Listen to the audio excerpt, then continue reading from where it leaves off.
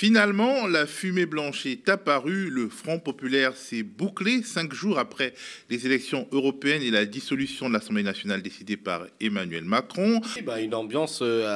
affichait,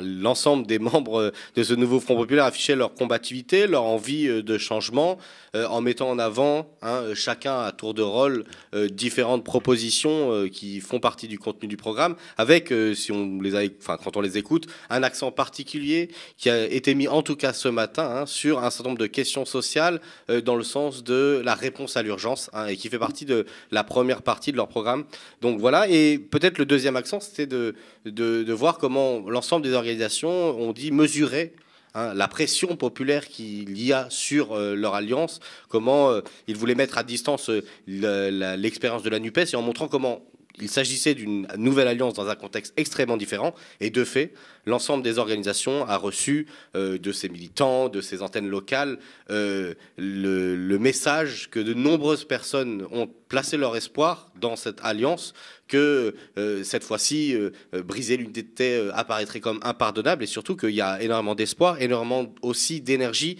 de militants qui sont disponibles. Il y avait 3 séquences, j'ai annoncé les premiers, les 15 jours de la rupture. Il y a encore ensuite des propositions sur les 100 premiers jours, c'était en gros les premiers 3 mois, qu'ils ont appelé l'été des bifurcations, avec la volonté, en dehors de mesures sociales et écologiques d'urgence à prendre en place tout de suite, à faire en sorte de lancer les projets de transformation. On peut avoir une Assemblée nationale qui met plus de 200, voire 230, 240 peut-être, députés du Rassemblement national. En tout cas, c'est des scénarios possibles, en sachant que là, ils en ont 88. Donc ce serait un saut quand même quantitatif immense pour l'extrême droite. Donc en tout cas, les organisations de gauche, elles sont présentées